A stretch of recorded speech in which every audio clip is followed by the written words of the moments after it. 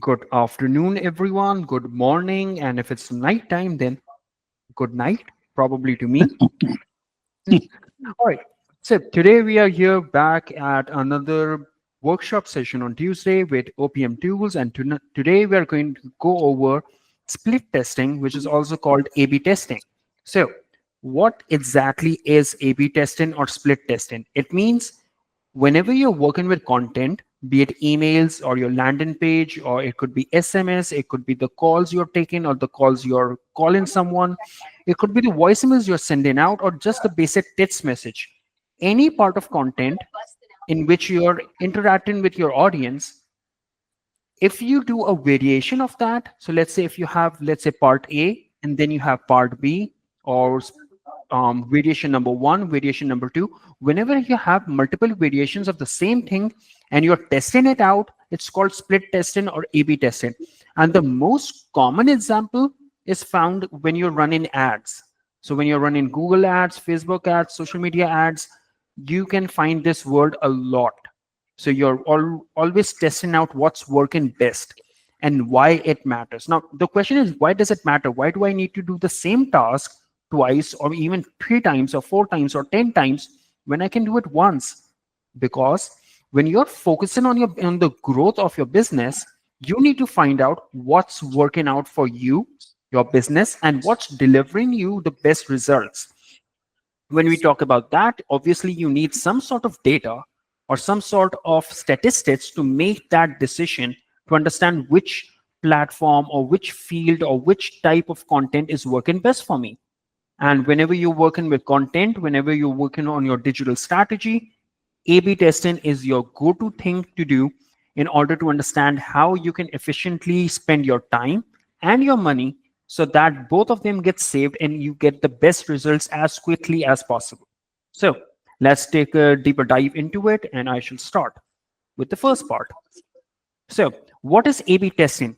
It is a controlled experimentation when you can create multiple variances of the same type of content, and then the system or whatever your platform is, in this case OPM tools, will randomly assign your traffic based on the percentage that you have set towards each of that random to each of that variation. So for example, if you have two variations of an email, the email number A will receive 25% of your contacts, email number B will receive 25%, and the whichever wins or outperforms that particular variation will receive the rest of the 50%. So if you're running a hundred per a hundred contacts, 25 will receive A, 25 will receive B, and whichever one outperforms will receive the remaining of the 50 contacts. And then it also provides you data so that you can utilize this data to make data-driven decisions. So based on key metrics, metrics would include something like click rate, open rate, but then again, metrics are different for each content or content platform that you're using. So if you're running social media, it could be likes, comments, shares, saves. If you're running emails, it could be open rate, click rate. And if you're using it on landing pages or funnels, it could be the CTA clicked and how many people purchased something, for example. Now, why implement A/B testing or split testing? Because one, it can maximize your conversion rates. When you identify which variation is outperforming, you can use that to run the main campaign on. So for example, if you're running ads, you spend $50 on a variation A, $50 on variation B. If the variation B, as in shows in the picture, outperforms, you can spend the remainder of your amount on B because now you know that B is outperforming.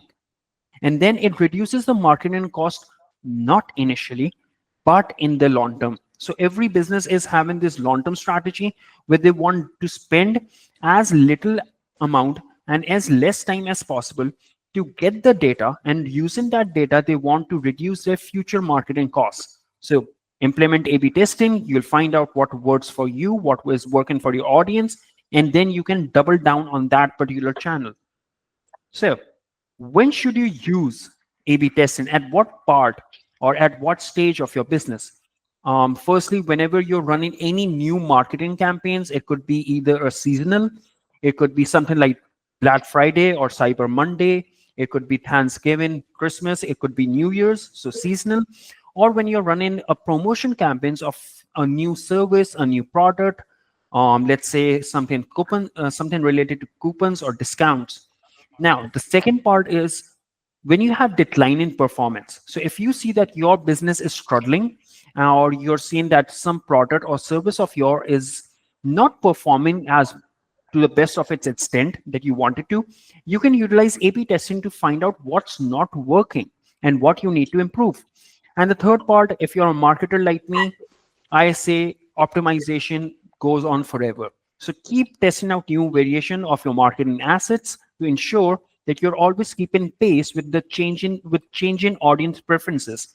As the audience is growing, their preferences might change. It could be memes, it could be information, it could be how-to videos, things like that. So you need to keep testing it out so that you're always relevant to your audience. Now, let's jump on the different types of A/B testing. So for the first part, we have the subject lines in emails. When you're working with emails and you're sending out emails, it could be on the cold campaign, it could be in the warm campaigns, it could be newsletters, anything at all. The first thing that you need to check out is which subject line is performing the best and why. Because subject lines determine if whether your emails are being opened or not. So if you can play with the subject line length, you can use different words like limited time or exclusive offer, and you can check out the personalization as well. If whether your audience accepts the personalization or whether they reject it. So you can use that to determine what type of subject lines are working for which campaign of yours or which audience of yours. Then we have the A/B testing for the email message body. So as you can see within the picture, um, we can have different variations, and then based on the winning variation they will receive the rest of the 50% rate. And for this particular email message body part, we will be using the unique click rate as the winning criteria, which means the variation with the highest click rate will be the winner. Now, what are we testing in the email message body? It's the CTA, the call to action. So you can use it to test different wordings. For example, click here, book now, schedule a call with me. Something like talk to an expert by clicking over here, anything like that, with multiple different variations to see what is working. Then the content structure plays a huge role. So for example, you can have it all text, you can have a list, you can have bullet points, you can have different types of content structures. So even if you go online and search email marketing frameworks, you'll get limitless amount of frameworks. Just use each one of them framework as a different content structure and find out what's working out for you and your audience. And then the visual elements. Does your audience prefer images? Does your audience prefer videos? Does your audience prefer just a text-based email? So you'll be able to figure out what's working. Then moving away from email, we have the landing pages. Landing pages is where all your traffic from your social media links, your email link, the website link, everyone from all these channels are gathering. That's your landing page. So what you need to test the A/B variations on. You can work on the headlines. So the header of the page, the hero text, what it said. You can test out different images and different videos. So let's say in one you can have a random AI made video, which is the new norm now, or you can use a personalized video of your own. Then you can check the length of the landing page. So for example, if your landing page is, I don't know, 5 to 6 sections long, and then you have another variation in which you have like 3 to 4 sections, and check what is performing better with your audience. And finally, the call to action button. So test different button colors, the sizes, the wordings to see what drives the highest click-through rates. And as you can see within the picture, the effectiveness of different content types based on the funnel stage. So if you're in the awareness part, which is the cold part, you might want to play around with the podcast, infographics, blogs, videos, images. If you're on the decision stage for your audience, you might want to include case studies, webinars, white papers, and long videos. And you need to continuously test it out so that you can find out what's highly converting. At the end of the day, what we are doing over here is we are only capturing data. And this data is being captured by our regular marketing efforts. So right now I'm just explaining you different types, but then Kovan will be showing you where you can search it for. So this is the reason why we use A/B testing, and we use at different stages of our life, the customer lifetime, the customer journey. If they're in the awareness or the cold stage, you might want to test out different methods of the landing page. If they are in the decision stage where they're ready to spend the money, you can have different things. So you need to play around and find which asset is working for you. Is it the blog? Is it text? Is it a video? Is it something else entirely? So the more you play, the more you learn. And the more you learn, the more you implement. Moving on to the next. Now there's A/B testing for text messages. Again, the message length can be deferred. The personalization can be deferred. You can use a different CTA to understand which is working on the text message. So this is also common that that a CTA or a link can, when it appears differently on a text and appears differently on an email, it performs differently. So you can play around and you can even check if whether your efforts for, let's say, text messages are working more, better, or worse than your emails. So this is all we're doing in A/B testing. We are capturing as much data as possible. Then we have A/B testing for voicemail drops. You can send out different voicemails to different types of people or for the same type of people and see which voicemails are getting you the response that you want. So for example, I send a voicemail from my voice and I send a voicemail from Mr. Jeff's voice and see which voicemail drop resulted in the most amount of return calls. And that way we can see our audience is, does our audience prefer my voice or they prefer Mr. Jeff's voice, and things like that. Then we have the A/B testing for inbound call handling scripts. So if you're working in a sales part of the job or your business, you can have different call handling scripts with different greetings and introduction, different qualifying questions, and the different closing and call to action statements, and then figure out which is working. So this is a journey which is always optimizing itself to finding that clear, that sweet spot, as marketers like to say. You need to find that sweet spot that you need to say in order to close the clients that you are calling or you're handling on your inbound calls. The same applies for outbound calls. Now, you can work with a welcome script, a qualification script, presentation script, and a closing script, and find out which variation resulted in the most amount of leads or most amount of sales or most amount of XYZ, whatever your preferences or your marketing needs are. Now, another way where A/B testing is widely used, and I mean widely, is the social media. Social media post optimizations and the social media managers, social media teams use A/B testing a lot. Why? They use A/B testing to find out, let's say if you're in Instagram, you want to find out if your reels are outperforming your long videos, if your single images are outperforming your carousels, if the content itself, which is the message body, is performing, what type of content is performing. So you have so many variations, so many different things you can do. You need to find out what is performing for me and my audience. You don't care and you should not care about what's working for someone else, because you need to find out what's working for you.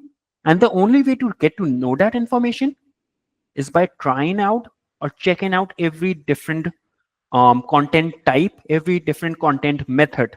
So the more you test, the more you learn, the more you'll have the data to act on it and make a more informed decision. So yeah, I can understand if this is getting boring, if it's not that entertaining, I'm not able to bring a smile to your face, it can sound a little bit scary. But the bottom line is data matters, because data helps us make data-driven decisions, and that is applicable on every business across the globe. So these are the ways where we can gather the data and then make those decisions. So when it comes to social media, the things that you can play with are the headlines, images and videos, the call to action, and the timing as well. Now, the timing part is something that a lot of science is focused around. What does that mean? It means when to post. Should you post on the daytime, during the nighttime, evening, noon, when, which days, how many times? So again, the more you you take a deeper dive into it, the more you get to know there are so many variables. So you need to find out a few variables and play with that. So far so good. Everything making sense. Perfect. Moving forward, then you have another sort of a thing that you can play with is the webinar. So for example, if you have a lot of podcasts or a lot of videos like us, we record these sessions where we teach our audience what we do and what the software is capable of. We can utilize this video and check out which webinar or which topic of the webinar performs best based on the views we get on YouTube or the views we get on our landing page. We can play around with the topic and the title to see which is performing the best way, which registration page is able to gather the most amount of clicks. We can play with the webinar content. So, for example, if you go past a few months, we weren't doing this presentation mode. We were just showing you the software and directly telling you about it. But now we started using the presentation. Why? Because our data shows that presentations are more effective. It's more engaging. And then you can have a different call to action on your webinar pages to see which call to action results in the most amount of clicks. Then we have, yep, now comes the part where you have to gather the data. Now, for all this time, I was talking about putting stuff out there. And now what do we learn from it? You can utilize user feedback for insights. You can send out surveys. You can monitor the social media traffic, the social media likes, comments, engagement rates. And you can also utilize live chat to see what type of channel, what type of marketing channel or communication channel is performing better so that you can focus more on that. Then we have the KPIs, which are very, very important. You need to have a list of KPIs or the key performance indicators in front of you at all times so you can monitor them. Some of the obvious ones are the click-through rate, so how many people entered the funnel or how many people received an email and how many clicked on the link. Then we have the conversion rate, which is the percentage of users who complete a desired action. Then you have the average order value. Now, if you were doing it for social media, these would be likes, comments, shares, saves. Yeah, about that. If you have the emails, it would be click, open, bounced, delivered, replied. If you were on the funnel page, it would be the people who went from page 1 to page 2, click on the click through action, scheduled a call with you, filled out a form, XYZ. So you can have different KPIs for different channels just to keep a track. This is the question where I feel that most people struggle with. Everyone talks about A/B testing. Everyone talks about how important it is. But when do you decide to stop the test and focus on the win-in variation? Now, based on our understanding and based on the science that revolves around it, when you have a statistical significance, for example, if variation A is resulting in 10% of your leads being converted, while variation B is doing the 90%, it's obvious that variation B is performing better. So stop with the A/B testing, focus on B, and take that further. When you are confident, when you become confident that yes, one version of mine or one channel of mine is performing the best, if you are getting your leads from Instagram instead of Facebook, stop your marketing efforts, or I wouldn't say stop, just pause your marketing efforts on Facebook and focus more time and more money of yours towards Instagram. So you need to have that confidence within yourself and within your abilities. And finally, and I cannot stress this enough, give every variation a proper amount of sample size. Don't make a decision by a sample size of, let's say, 10 or 20 people. Your sample size should be at least 100 or more than that, so you have enough data to work off with. So for example, if two people have to choose between A and B, one chose A, one chose B, now you're confused. It's a 50-50. But if you have 100 people, then you might see some visible changes. That 20% or 25 people chose A while 75 chose B. Now that's a visible change. So always increase the sample size, but not too much. Otherwise, you'll be waiting for your results for months. So have at least 100, 500, or 1,000 contacts or 1,000 people that you test it out with, and then you'll be able to make a data-driven decision. And finally, how much to allocate, how much time and how much budget to allocate the A/B testing. Now, it is a time commitment because you have to allocate sufficient time for setting up the test, collecting the data, and analyzing the result. It could range from anywhere between 1 week, not 1 week, at least I'll say 1 month to 3 months would be a fair amount of time. But the more time you give it to, the better it would be for you. It also depends upon how urgent you need that data. Then the budget, when you consider the cost associated with A/B testing, including the platform fees in some cases, the design resources, the team resources, and the data analysis, yes, the budget may sound too much. But whenever you think that the budget is too much, consider this.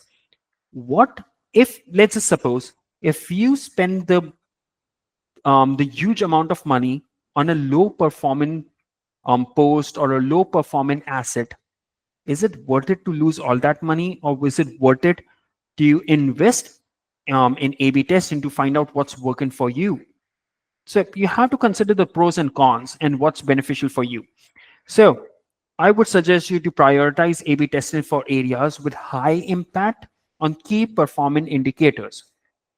So yep, this is what I had for you today, but I'm going to give this up to Cohen so he can show you some of the variations or some of the ways we can utilize A/B testing or split testing within the OPM tool software. Over to you, Cohen. All right, thank you. Mind if I share my screen? Absolutely. Let me just stop present in mine. As Mr. Vo was saying, I'm going to show you three variations on how you can do split testing or A and B testing. One is through email marketing campaigns, one is through funnel campaigns, and one is through workflows. So starting off with email marketing, you want to go to your sub account and marketing tab, and then go to the emails tab up top and click on campaigns. This is where we can start our new campaign and we can get started on this. So clicking on new, and let's start from blank. You'll be brought up to this page where you can add all different kinds of elements, text, images, and so on. But what we really want to start off with is hitting the A and B testing button right here. And then after we click that, we want to enable the A and B testing. This allows for two variations of an email campaign to be going on at the same time. And here we can see which one does better than the other. So we have multiple settings that we can set up real quick. We can choose the test type, email subject, or email content. Which one do we want to prioritize? Well, let's go with email subject first. See which title will get the most traction out of the two. Then we can set the test duration for how long we want this test to go on. The default is 8 hours, but you can go down to as low as 30 minutes and as high as 18 hours.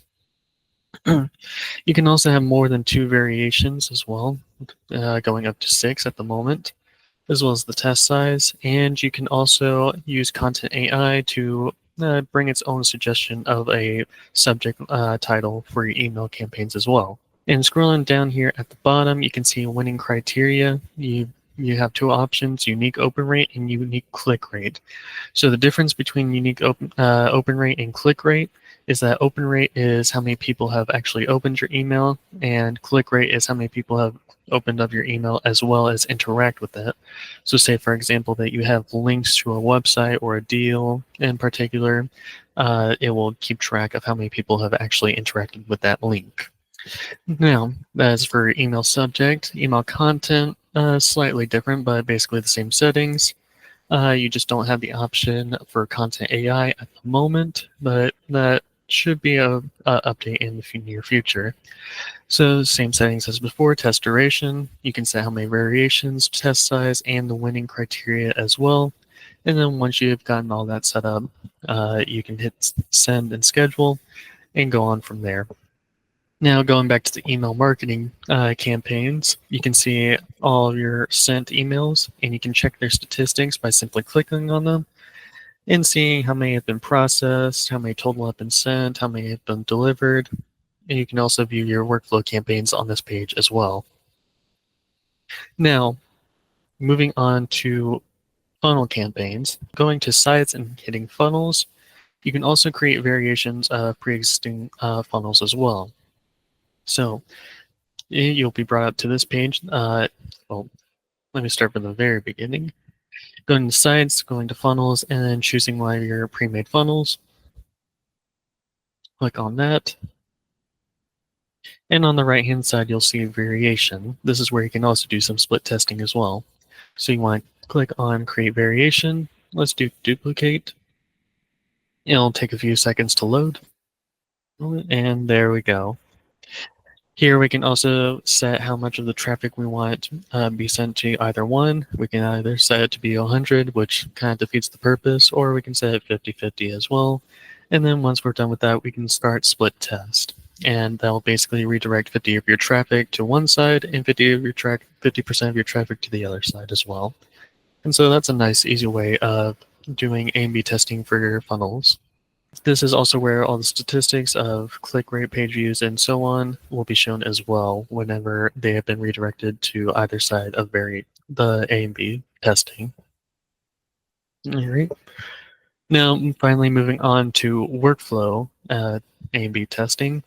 I have just a pretty standard issue workflow at the moment, nothing unique about it.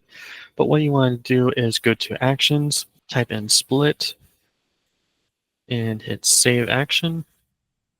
And here you can either do send invoices, send emails, send SMS. For this, let's do send email.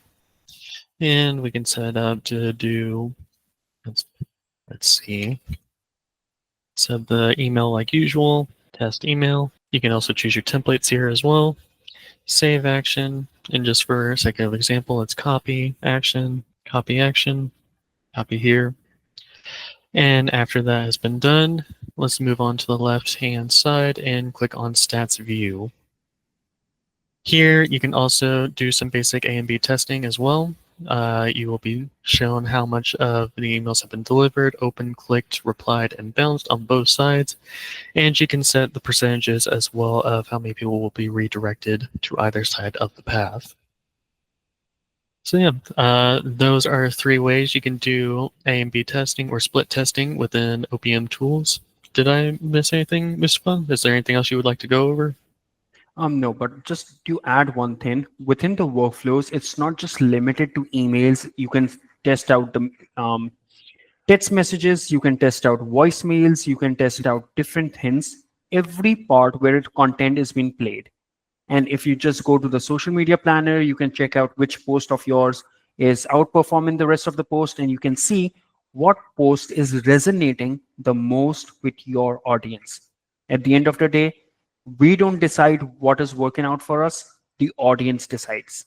We just need to be wary of the facts and data and work accordingly to it. So this is one part where marketers need to throw their ego or their stubbornness out of the window, and they have to listen to their people, the audience. So yeah. Are there any questions about A/B or split testing or anything else that might be a little off topic? Can you hear me okay? Yeah, we Yes, can hear you. absolutely. Yeah. Well, another great presentation, guys. I love it. I love it, love it, love it. You know, I'm sitting here looking at the opportunity to implement. I got to walk out here where I can talk a little bit. So what I'm trying to understand is there's so much good stuff. There's so much good stuff that's being shared. And, you know, we have lots and lots of data in our system that we're starting to collect. And we're doing a lot of stuff. Mainly right now, we're calling out. And I'm trying to understand, you know, what I can start and implement right away and what needs to be waited on until we get the team to fully understand the capacity of OPM. So, you know, we're working on getting good lists built But we have a lot of phone numbers that are going in, so the team is doing a ton of calling each day. In fact, our daily call count is probably up to, let's just say, they're making, let's just say 1,000 to 1,100 calls a day. Okay. But they may or may not have emails for them. And so, we're doing a lot of work trying to catch up, but, we're kind of dying as the team is trying to figure out and trying to rally around OPM. And I see all this excitement, but it's almost a little like, you want to take action and go start somewhere, but you also want to make sure that the team understand how to use the tool. And so there's just a lot going through my mind. So what do you recommend for us as a good place to start? Because most of the team is calling, sharing our opportunity with a predetermined script. And then they're usually getting told to send us more information with an email, which an email could be obviously tested out, different emails that we send out.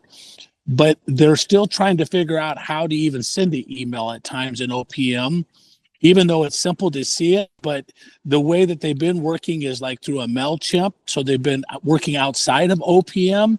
So now you've got an owner like me who is, seeing the value, but it's hard for me to grab and pull onesie twosies back and forth. And it's like, I'm waiting for it to get good before we actually begin. But I also feel like I'm waiting and the team is struggling, that there's things that we probably could do that help get them some results, which would get them excited about what's in front of them. I don't know if that makes sense or not. I'm sharing a lot of stuff with you, but it's like with all of it, I'm trying to grasp where I should be stepping with this team. All right. So when it comes to A/B testing or understanding what can we improve within our entire campaigns is understanding the point of contacts. What is the first point of contact that you're having with your audience or with your clientele? If you say it's the calls, I would start with that particularly. But if your calls are performing good, if you are getting good data, for example, 20% or 30% of those calls are accepting that you should send them an email for more information. That means it's good data. Now, then you can look at the second point of contact, which is the emails. Play with the subject lines, play with the content to see whether when they receive those emails, do they actually open it? And if they do they click on it? Now, regarding the email send-in capabilities of the OPM tool software, it's amazing. Obviously, it will take some time if someone has been sending emails through MailChimp, it will take some time to adjust on OPM tools. But if I can't say it's better, at least I would say it's better. It's better than MailChimp, honestly. So Yeah. it will take some time to understand how the system works. But once they practice on it, once they see these videos and they understand, or they schedule a call with us and we explain to them how to utilize the software in order to send out those emails effortlessly, seamlessly, and what to look for. What to look for is also very important. So they understand if their emails are actually working out or not. So whenever you want to decide where to implement A/B testing, you need to understand what point of contacts do you have. The first one, the second one, the third one, and so on and so forth, until a client has been closed as a sale or closed as a lost. And then you can determine, all right, this is where I want to focus first. If your calls are performing good, focus on emails. If your emails are performing good, focus on the landing page, and so on and so forth. So you need to identify those points and then make the decision where you want to focus first, because you cannot and should not implement A/B testing on multiple different channels at the same time, because you want to focus your time, your attention on one part first. Based on the data, then you move on to the next step. Does that Very answer good. your question? Yeah, no, that's good. That's good. Yeah. Yeah. Anything else apart from that? No? No, I think I'm good. Well, then I hope you'll be using A/B testing or split testing or reaching out to us so we can do it for you. But apart from that, Cohen, would you like to show where they can learn more about the software? Yeah, and like you were saying, Michael, you sound like you need some help getting started with OPM tools and helping your employees. I mean, we are more than happy to set up a meeting with you where we can just get your sub account started and make things just the workload a lot easier for y'all, because that does sound quite a hassle, especially every single day. Um, but for those who don't know that are watching, if you want to set up a meeting with us and you have a specific problem, just go to your sub account and then go down to submit request. Fill out all these fields below, let us know what issue you are having, and we are more than happy to help you out and get your sub account set up, or maybe it's just a question about OPM tools. There are also other ways that you can get information as well. Top right of your page, you will be greeted with the support knowledge base, where you can get plenty of articles on how to do certain things, as well as there should be an option, if you have it enabled, for a live messaging service where you can contact us live 24/7, and we can help you with whatever issue you might be having there as well. You can also access the support knowledge base just below the submit request as well. Right here. And it's the same articles that you'll see up here as well. Up here. Coven? Yeah. Can you, where it says search for articles, can you click on type email just to see if we have any email regarding articles? Let's see. OverPower Marketing, email bounce suspension, email validation, bulk import, export, or multiple emails for contacts. That's a good one. OverPower Marketing, email authentication, introducing email errors, detect voicemail in IVR. Yeah, so we have quite a few. Quite a few. I think there was something with an email builder. Yeah, how to use the email builder. It's on the bottom. At the very bottom. Yep. How How to to use use the email builder. Yeah. So if you click on that, we can learn how to use the email builder for your email templates. If you scroll down, I believe, yep, we have different images. Do we have a video as well? Let's see. I don't think so. We posted a video, but we have a lot of information here. We also have the FAQs. And then if you scroll down, we also have related articles. So how to import a template, email analytics, email templates versus email campaigns, what to do if your RSS email body is showing HTML tags, and so on and so forth. So the more you want to learn, the more information there is. If you think that this information is not fulfilling your need or fulfilling your request, you can reach out to us directly, as Coven just showed. So, yeah, Right. I think that would conclude today's workshop. Coven, would you mind sharing what the next workshop topic is for next Tuesday? So for next week, going into the new month of December, we are going to be going over team management and collaboration. Just going over creating user roles and permissions, as well as collaborating with team members on campaigns and projects and how to get that set up as well. So basically about team management and how to make sure that everyone is working in a harmonious way within the software. So yeah. Well, I do want to thank everyone for tuning in for this week's workshop meeting, and we hope to see you next time. All right. Thank you, everyone.